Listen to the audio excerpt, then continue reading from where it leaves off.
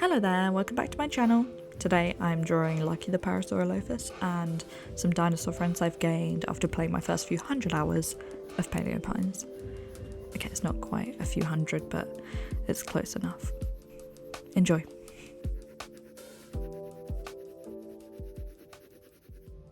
The eye is quite big, so I'm gonna use this thing. Oh, probably should clean this off of it. Does that work?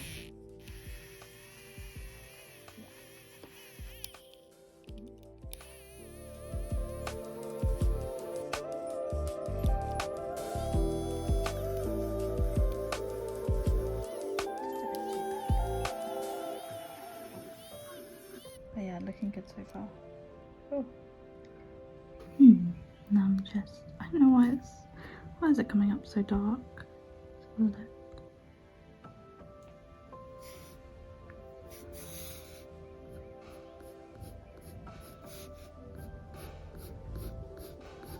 It's looking very nice. I'll probably do like a mixture of blue and purpley outline. I think I'll give Lucky a kind of like Parma violet kind of colour. I think that'll be cute. So I'll like go quite near to Lucky's actual colour, but I'm feeling like Parma violet. Which, when the seasons change in the game, the light is really nice on all of the creatures. It's so pretty. I say creatures because they're not all dinosaurs. Having said that, I'd love to get a Dimetrodon. I love their little ombre sails. I think that's adorable. So I'll have to get one. I got a what do you call it? Scelidosaurus. With some of them, the names that I'm seeing of these dinosaurs, I'm saying it, I'm pronouncing it how I would have done when I saw it in books as a child. I think a lot of people can relate to that. Like, you just use the little pronunciation guide when you're like 6. You do your best, but that's what it's called in your head for the rest of your life. You can try and learn how it's actually said, but Scelidosaurus, I think. Yeah, I got a melanistic one, which is an ultra rare one. I was doing the quest where, well, it's not really a spoiler, but you have to help open the gate, or like open the entrance to the canyon map, and the desert that is accessible by the valley, like the normal valley bit, has Scelidosaurus in it like sometimes. So there was a pitch black one and I just saw it and saw Toothless the dragon, so I've called it Toothless with an F, because I'm quirky like that. But yeah, I knew I had to get him, and I thought, well, sometimes when you do little cutscenes and what do you call it, like when you change areas, the selection of dinosaurs that have spawned there will change. Like, they'll change to like less or more dinos, or they will change their patterning or coloration, like the ones that you get. So I thought, now's my chance. There was also a Psittacosaurus that was like a pitch black one, and that was super cute, but I've only seen that once. For some reason, I'm really struggling to get the Psittacosaurus, but maybe now that I've got quite a few of the dinos, I'll be a little bit better at it. I think I've got the hang of it. Like, I know what to do if I know I haven't got the food to tame them. So I just log them in my journal. And that's really satisfying. There's a suspicious, like, amount of dinosaurs in the canyon region. So I reckon they're gonna add more. That's just my little speculation. Just especially compared to the forest and the Viridian Valley. But yeah, hopefully, fingers crossed. I think that's looking quite cute. Here's a quick look at my previous lucky illustration to jog your memory. This one was aligned a bit more with my personal style, I think. I had a bit of trouble because I laid down this colour. It's called Helio Turquoise, if you can still see that. And it went too far from what I wanted. I kind of wanted more of, maybe not this, but like this almost. So if we like lay a bit down, like really light, and then go over it, I'm not sure what's gonna happen. Just like hints of purple, I don't know, but the Helio Turquoise just went too far in the other direction. Like it went from blue to green rather than like purple to blue. Yeah, I don't know whether that was of any value to you, so I'm sorry if that was just useless information, but see you in a sec. I think as well as obviously the blue of the body, I'm adding a really light layer of blue to then go over with like ivory or pink white or something, or like titanium white, buff titanium it's called. This just makes me laugh, I don't know why. So like this bit is like white.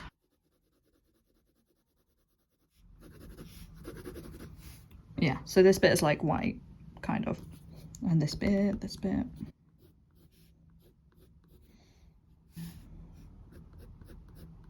I think it's going well so far.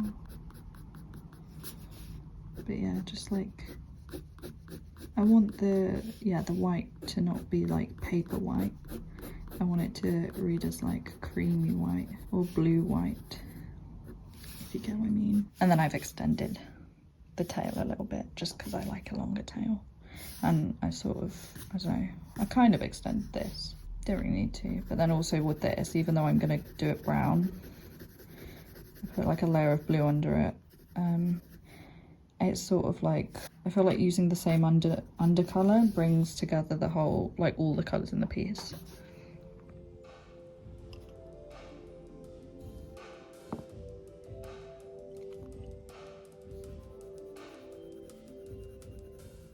It's going really light, like barely there. I don't know. I could have used like a more blue purple, but it doesn't matter.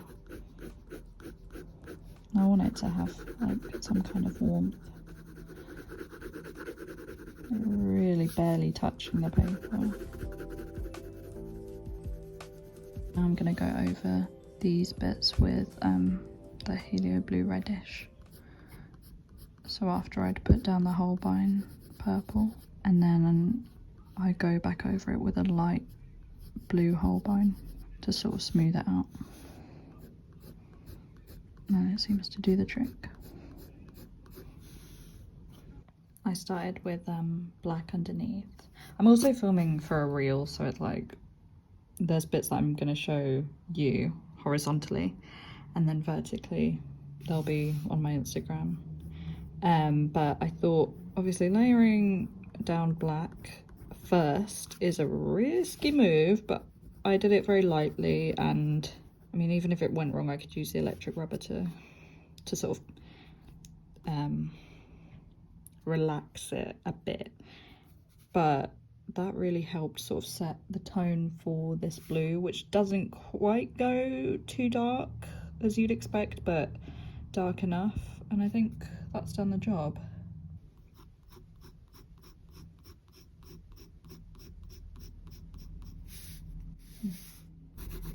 So I'm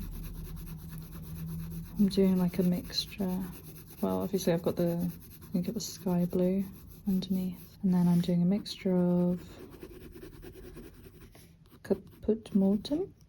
Funnily enough, does not have, well, because they usually have like the German word and then the English word, but this is just Kaput Mortem, and then you've got Kaput Mortem for Violet, which I also quite like, which is like the darker version of this.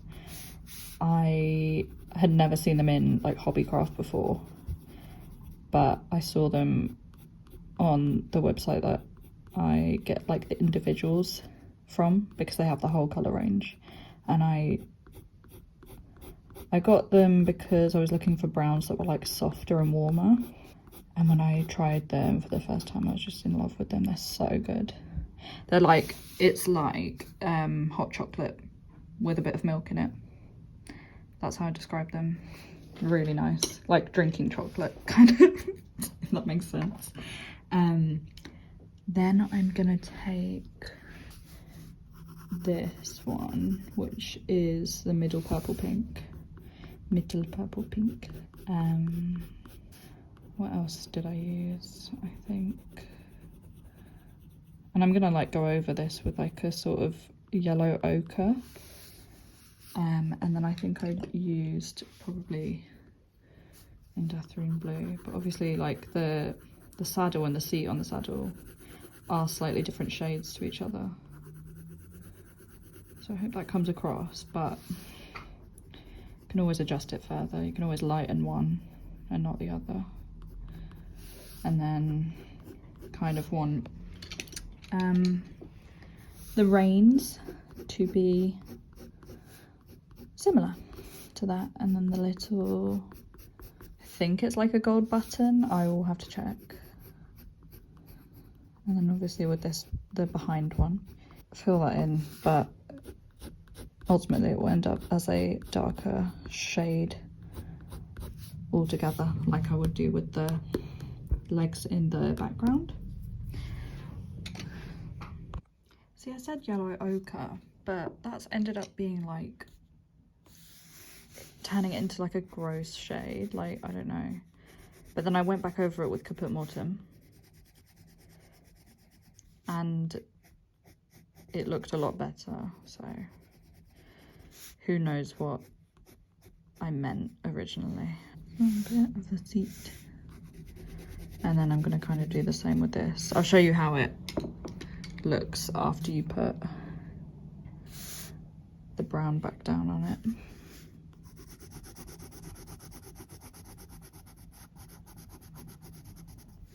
See, quite nice, quite warm.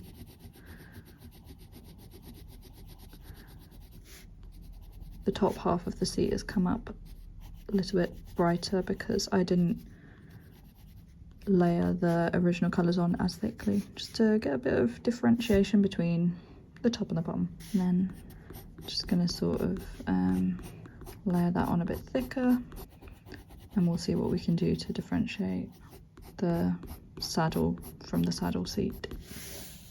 So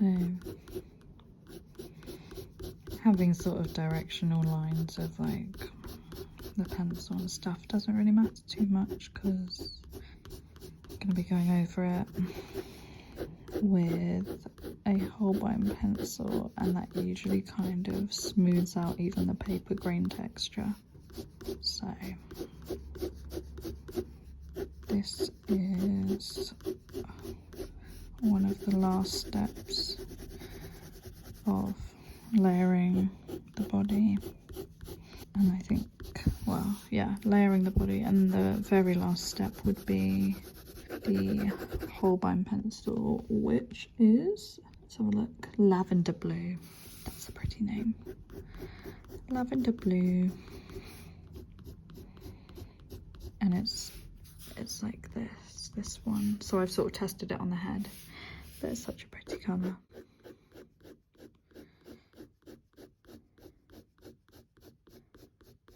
I think if I was doing this without the addition of Holbeins, I would just go over this in like a light Faber-Castell colour, like the sky blue that I used initially, to sort of smooth it all out, and then probably a bit of ivory as well, or white. But now we have the added benefit of using Holbein pencils, and so we're definitely going to do that. It doesn't need to be too filled in.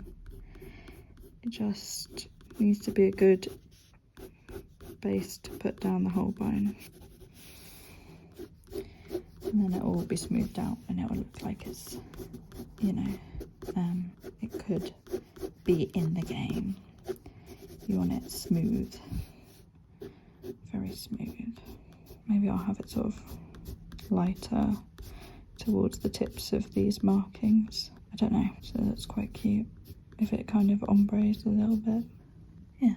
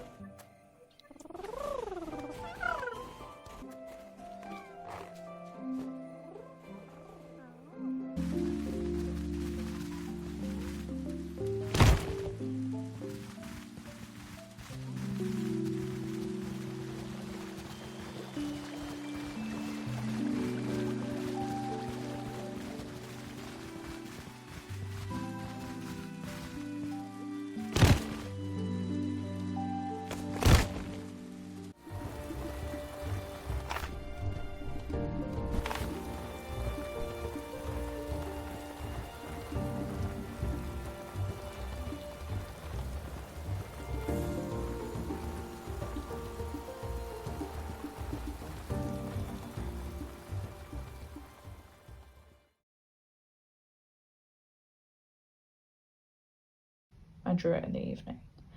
See, I don't know why I do this, but I didn't film any of it. Maybe I will do another one and I'll actually film it this time. I'm sorry. This is arguably more interesting than the first fan art I did. So I am sorry. Whoops. I just got too in the zone. Why you like this? I know, I think I'm a bit stupid for this. What a silly Billy. I'll film the third one probably. That's the one that's going to turn out rubbish, isn't it?